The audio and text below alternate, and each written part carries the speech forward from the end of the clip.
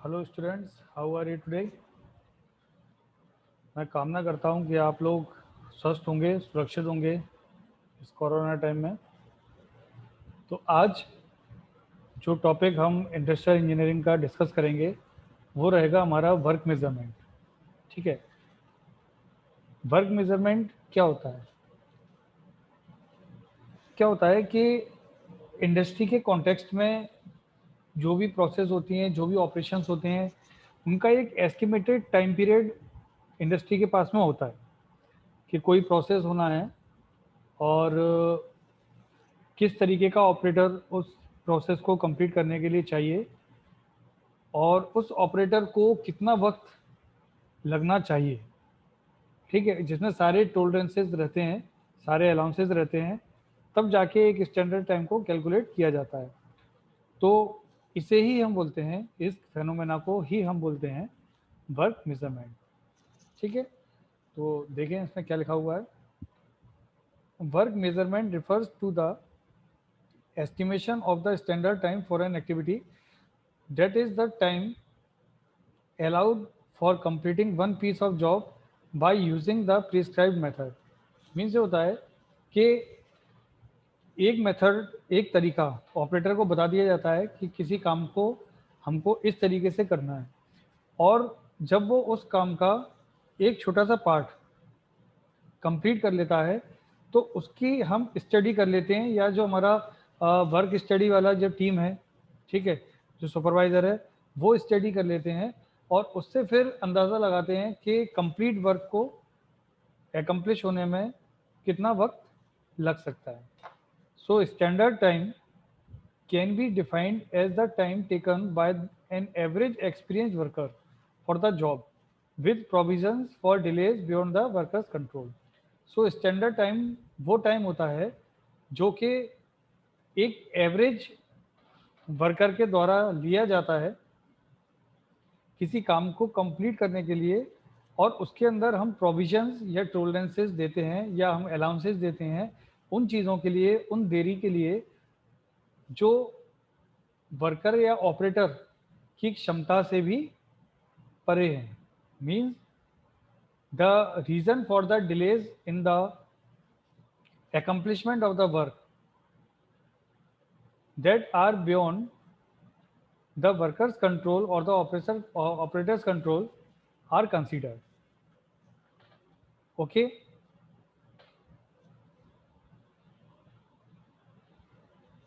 तो आगे चलते हैं। Next, breaking the job into elements. Breaking of job into elements, इसका मतलब ये हो जाता है कि जिस मेथड की, जिस ऑपरेशन की हम स्टडी कर रहे हैं, हम उसको छोटे छोटे मॉड्यूल्स में ब्रेक कर लेते हैं और हर एक मॉड्यूल की सेपरेट स्टडी होती है, और तब जाके एक कंप्लीट मेथड की स्टडी हो पाती है, और हम स्टैंडर्ड जो उसके टाइम वगैरह रहते हैं, स्टैंडर्ड पैरामीटर्स हमको जो भी देना होता है किसी ऑपरेशन के रिगार्डिंग, वो हम डिस्प्ले कर सकते हैं। तो इसके अंदर क्या होता है कि जब भी एक सपोज करिए कोई ऑपरेशन है, उस ऑपरेशन की जो है वर्क स्टडी इस समय चल रही है, तो जो ऑपरेटर है या जो सुपरवाइज़र हैं, वो क्या करेंगे कि हर तरीके से जो जो रिकॉर्डिंग्स उनको अपने पास में रखनी होगी, जो जिस जिस चीज़ का रिकॉर्ड उनको अपने पास में रखना होगा, वो पर्टिकुलर वैल्यूज़ को नोट डाउन करेंगे एक प्रीस्क्राइब्ड फॉर्मेट में, और उसके बाद हर एक जॉब जो मॉड्यूल है, अलग अलग मॉड्यूल में हमने ब्रेक किया है जॉब को, हर एक मॉड्यूल की वो स्टडी करेंगे। ठीक है, जब हमारे सुपरवाइज़र कंप्लीट इंफॉर्मेशन को गैदर कर लेंगे, रिकॉर्ड कर लेंगे और सेटिस्फाइड हो जाएंगे कि ये जो ऑपरेशन हो रहा है और जो ऑपरेटर इस ऑपरेशन को परफॉर्म कर रहा है, वो अब पूरी तरीके से जो है एक स्टैंडर्ड टाइम इसको पूरा करने में ले रहा है, अलोंग विद द माने along with all the allowances. ठीक है, so for the delays, reason of delays, ठीक है, so that method or that time will be considered as the correct method and the standard time or the best possible method for the process under the prevailing circumstances. ठीक है, जब हमको ये पता चल जाता है, मेन वर्क स्टडी करने वाले सुपरवाइजर को ये पता चल जाता है कि इस जॉब के लिए इन व्यक्ति ने जो टाइम लिया है वो काफ़ी स्टैंडर्ड टाइम है, सारे अलाउंसेस देने के बावजूद भी। ठीक है, और जो डिलेज इनके कंट्रोल में नहीं था वो डिले भी कंसीडर किया जाएगा उस पर्टिकुलर टाइम में जॉब की। तो अब जो टाइम निकल के आता है स्टैंडर्ड टाइम, और जो मेथड उस समय स्टडी किया गया है, उस मेथड को फिर हम मान लेते हैं कि ये एक स्टैंडर्ड मेथड है, करेक्ट मेथड है, और जो टाइम लगा है इस मेथड से इस काम को पूरा करने के लिए वो करेक्ट टाइम है और स्टैंडर्ड टाइम है। ठीक है, और इस काम को करने के लिए मैं आपको बता ही रहा हूँ बार बार कि जो टोटल जो पूरा कंप्लीट बड़ा जॉब जो हमारा है, काम है, इस प्रोसेस है, बड़ी प्रोसेस है कोई, इस प्रोसेस को हम छोटे छोटे पार्ट में डिवाइड कर लेते हैं। ठीक है, हर एक पार्ट का अपना ऑब्जर्वेशन होता है, मेजरमेंट होते हैं, और हर एक पार्ट की एनालिसिस होती है। इस तरीके से हम एक बड़े से जॉब को एक स्टडी कर सकते हैं। तो चलिए देखते हैं अब नेक्स्ट हमारे स्लाइड में क्या है। A work cycle is the sequence of elements which are required to perform a job. ठीक है, जो वर्क साइकिल होती है वो उन छोटे छोटे मॉड्यूल्स के छोटे छोटे एलिमेंट्स का सीक्वेंस होता है जो कि ज़रूरत होती है, या एक्टिविटीज़ का सीक्वेंस होता है जिनकी ज़रूरत पड़ती है हमको किसी जॉब को, किसी ऑपरेशन को कंप्लीट करने के लिए। ठीक है, और yield a unit of production, या फिर किसी प्रोडक्शन की एक छोटी सी यूनिट होती है। द सीक्वेंस में समटाइम्स इंक्लूड ओकेजनल एलिमेंट्स। जो ये सीक्वेंस होता है इसके अंदर कभी कभी ओकेजनल एलिमेंट्स भी इंक्लूड किए जाते हैं। ओकेजनल एलिमेंट अभी आगे आएगा तो मैं आपको बताता हूँ कि ये क्या होते हैं ओकेजनल एलिमेंट। ओकेजनल एलिमेंट वैसे नाम से पता चल रहा है, ओकेजनल मतलब जो कभी कभी उत्पन्न होते हैं। ठीक है, a detailed break down into elements is necessary. किसी भी जॉब को स्टडी करने के लिए छोटे छोटे जो जॉब है, छोटे छोटे एलिमेंट, छोटे छोटे कंपोनेंट्स में उनका ब्रेक डाउन करना बहुत ज़रूरी है। ठीक है, to ensure that productive work is separated from unproductive activity। जब हम वर्क स्टडी करते हैं और जॉब को छोटे छोटे मॉड्यूल्स में ब्रेक करते हैं तो कुछ चीज़ों का हमको ध्यान रखना पड़ता है। जैसे हमको ये इंश्योर करना पड़ता है कि जो हमारा टोटल जो प्रोसेस है, टोटल जो ऑपरेशन है, इसके अंदर जो प्रोडक्टिव एक्टिविटीज़ हैं उनको हम अलग कर लें, और जो अनप्रोडक्टिव एक्टिविटीज़ हैं उनको हम अलग कर लें। ठीक है, ये बहुत ज़रूरी है। कई ऐसी एक्टिविटीज़ भी होती हैं जिनकी ज़रूरत नहीं पड़ती, कोई रिपीटेड एक्टिविटी है, बार बार रिपीटेड आ रही है, ओकेजनल एक्टिविटी है, उसको हम अलग कर सकते हैं। ठीक है ना, और भी कई तरीके की एक्टिविटीज़ होती हैं एक प्रोसेस में, तो हमको उनको अलग कर देना चाहिए अगर उनका डायरेक्ट कोई कनेक्शन हमारे प्रोडक्शन से नहीं है तो। ठीक है, second, to permit the rate of working to be assessment more accurately than would be possible if the assessment were made over a complete cycle। ठीक है, क्या होता है कि जब हम छोटे छोटे मॉड्यूल्स में ब्रेक कर लेते हैं अपनी जॉब को, तो हर एक मॉड्यूल की अपनी रेटिंग निकालनी चाहिए बजाय एक कंप्लीट ऑपरेशन की रेटिंग निकालने के। ठीक है, तो काफ़ी एक्यूरेसी स्टैंडर्ड टाइमिंग के इस्टेब्लिशमेंट में हमको मिलती है अगर हम छोटे छोटे मॉड्यूल की अलग अलग रेटिंग कर दें तो। ठीक है, third, to enable the different types of element to be identified and distinguished so that each may be accorded the treatment appropriate to its type. क्या होता है कि जब हम अलग अलग एलिमेंट्स को आइडेंटिफाई करते हैं, ठीक है, और उनको डिस्टिंग्विश कर लेते हैं, अलग अलग कैटेगरी में उनको डिस्टिंग्विश करके रख लेते हैं, नोट कर लेते हैं, तो ये हेल्पफुल होता है जब हम उनको प्रॉपर तरीके से ट्रीट कर पाएँ, प्रॉपर तरीके से उनकी प्रॉब्लम को सॉल्व कर पाएँ। ठीक है, उनसे रिलेटेड जो इश्यूज़ हैं, छोटे छोटे एलिमेंट से रिलेटेड जो इश्यूज़ हैं उनको आइडेंटिफाई करके डिस्टिंग्विश करके ही, ठीक है, उनकी जो इशू है उसको रिजॉल्व किया जा सकता है। तो इंडस्ट्री के कॉन्टेक्स्ट में ये काफ़ी बड़े बड़े कॉन्सेप्ट हैं, बहुत टाइम लगता है, बहुत मेहनत लगता है, बहुत कैलकुलेशन लगता है, काफ़ी रिकॉर्डिंग्स की जाती है एक्टिविटीज़ की, तब जाके हम वर्क मेजरमेंट कर पाते हैं। नेक्स्ट स्लाइड पर चलते हैं। Fourth, to enable elements involving a high degree of fatigue to be isolated and to make the allocation of fatigue allowance more accurate। क्या होता है कि कुछ प्रोसेसेस में, कुछ जॉब्स में कई ऐसे एलिमेंट्स होते हैं, कई ऐसे कंपोनेंट्स हैं जो जिनकी वजह से जो ऑपरेटर है उनमें फैटिग आ जाता है। अब अगर ये फैटिग आ गया तो ओबियसली बात है कि परफॉर्मेंस डाउन हो जाएगी ऑपरेटर की, प्रोडक्टिविटी है जो प्रोडक्शन यूनिट की वो डाउन हो जाएगी, क्वालिटी है प्रोडक्ट की वो भी अफेक्ट हो सकती है। तो इस वजह से क्या होता है कि थोड़ा सा fatigue allowance in terms of money, in terms of time, ठीक है, जो ऑपरेटर है उसको एलोकेट किया जाना चाहिए और वो मोर एक्यूरेटली एलोकेट हो जाए। इसी वजह से फैटिग को जो है थोड़ा सा आइसोलेट किया जाता है। फैटिक वाले जो एलिमेंट्स होते हैं उनको हल्का सा आइसोलेशन में रखा जाता है कि भाई इसको तो थोड़ा सा अलाउंस हमको देने ही है, ठीक है, आप उसको अवॉइड नहीं कर सकते, नज़रअंदाज नहीं कर सकते। To facilitate checking the method so that the subsequent omission और insertion of elements may be detected quickly. ठीक है, ऐसी फैसिलिटी होना चाहिए कि जब हम मेथड को चेक कर रहे हैं या जो हमारे सुपरवाइज़र हैं मेथड स्टडी वाले या वर्क स्टडी वाले, वो जब अपनी स्टडी करेंगे तो उनके पास में ये फैसिलिटी होना चाहिए कि जो अनवांटेड चीज़ें हैं वो उनको ओमिट कर सकें, हटा सकें, ठीक है। और अगर कोई रिक्वायर्ड एलिमेंट्स हैं, कॉन्सेप्ट है जो ज़रूरी है किसी जगह पर, तो वो उसको प्रोसेस में इंसर्ट कर पाएँ, ठीक है, ऐड कर पाएँ। तो ये फैसिलिटी होना भी ज़रूरी है। Sixth, to enable a detailed work specification to be produced. जो भी सुपरवाइज़र हैं जो वर्क स्टडी कर रहे हैं, ठीक है, उनको जो भी वर्क स्पेसिफिकेशंस हैं उसको पूरी तरीके से डिटेल्ड रिकॉर्ड करने के लिए इनेबल होना चाहिए।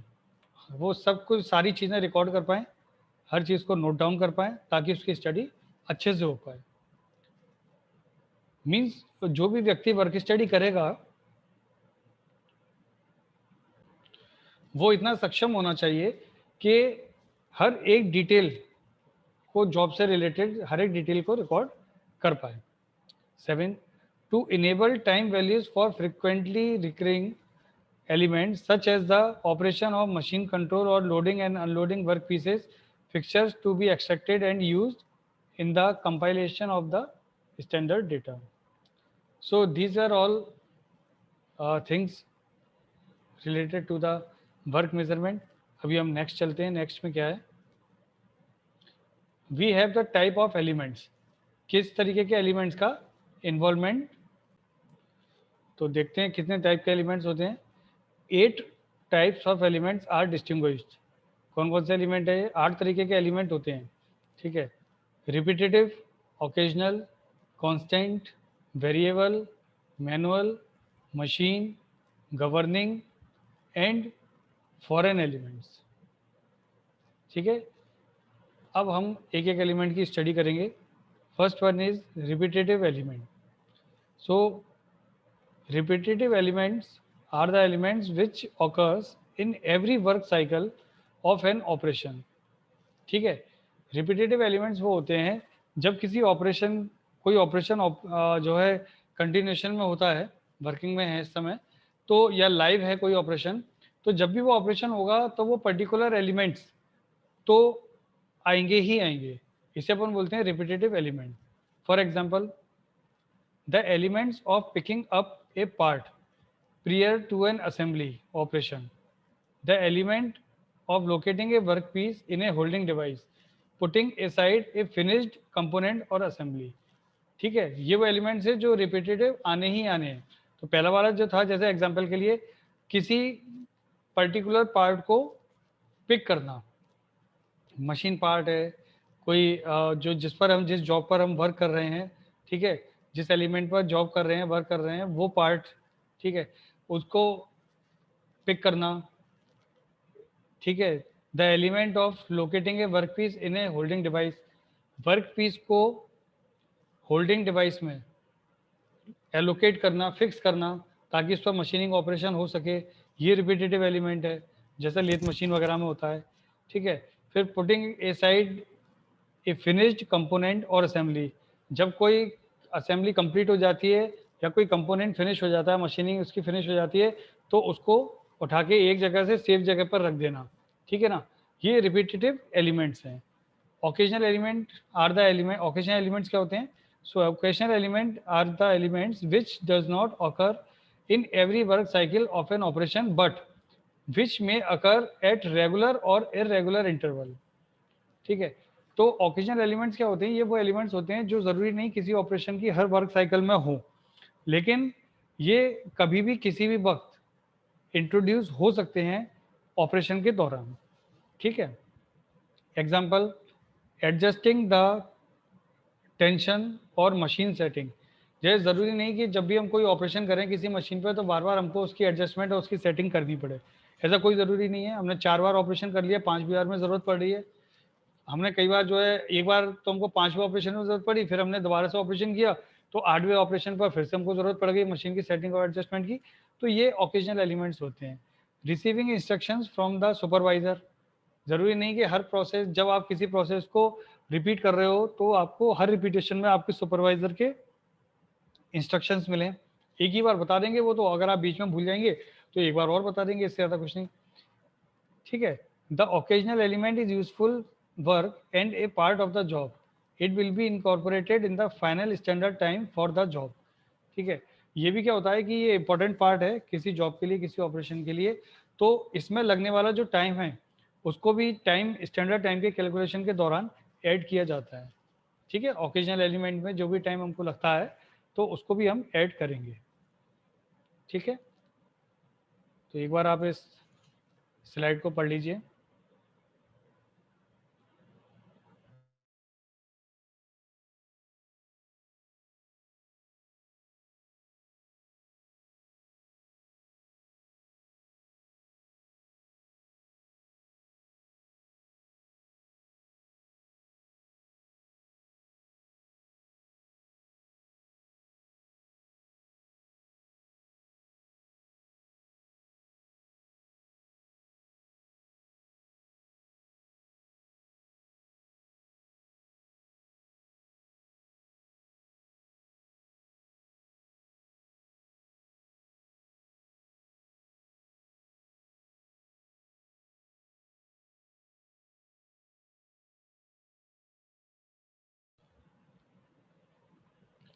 नेक्स्ट स्लाइड पर चलते हैं। A constant element is an element for which the basic time remains constant whenever it is performed। ये एक किसी ऑपरेशन के दौरान कोई एलिमेंट ऐसा भी होता है जिसकी एक निर्धारित समय तो है कि वो तो समय हमको उसको देना ही देना है। इस तरीके के एलिमेंट को हम कांस्टेंट एलिमेंट बोलते हैं। For example, switch on machine, machine को स्टार्ट करने के लिए हमको वक्त देना है और ये तो होना ही होना है, ये तो कांस्टेंट है। Gauge diameter, screw on and tighten nut, insert a particular cutting tool into the machine। तो ये कुछ ऐसे एलिमेंट हैं जो कि हर एक प्रोसेस में कांस्टेंट है और इनके जो स्टैंडर्ड टाइम है वो भी कांस्टेंट है कि भाई ये तो हमको इतना टाइम इसके अंदर तो लगना ही लगना है, इसको हम अवॉइड नहीं कर सकते। ठीक है।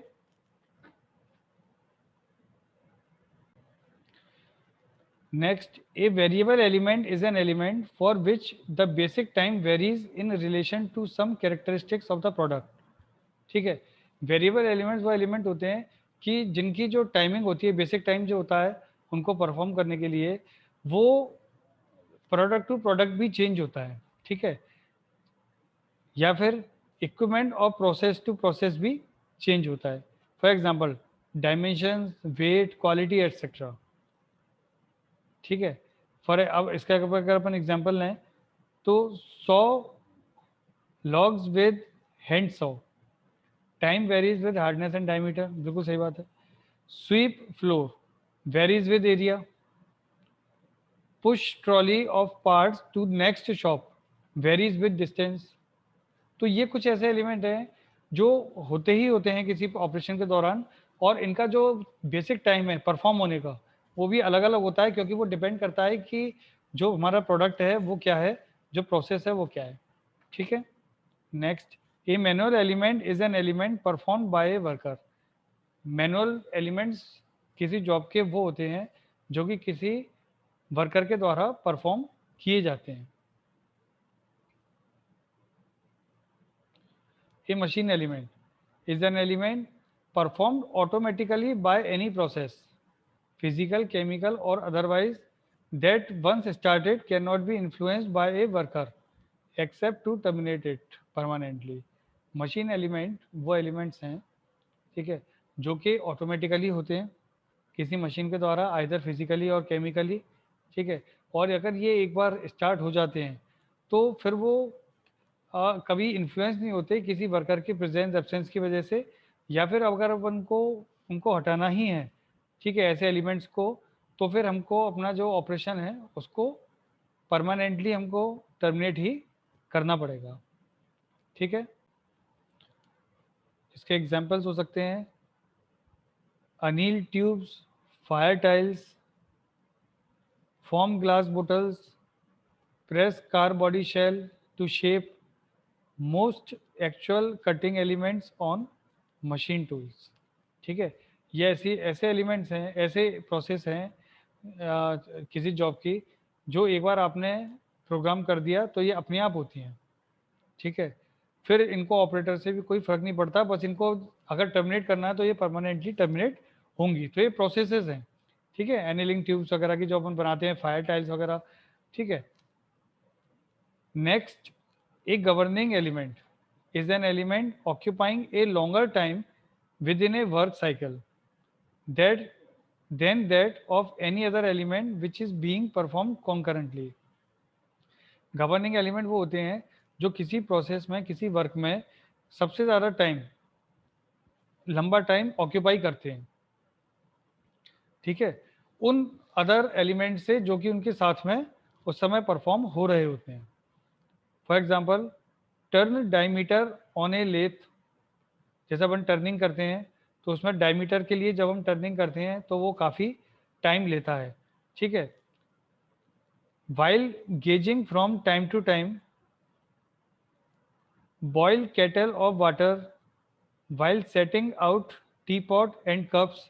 क्या होता है कि अपन लोगों ने बोला ना कि कॉन्करेंटली भी प्रोसेस होती हैं, तो हमारा जो टर्निंग डायमीटर है उसके लिए तो हम वर्क कर ही रहे हैं, साथ ही साथ हम गेज की सेटिंग भी टाइम टू टाइम चेक कर रहे हैं। ठीक है।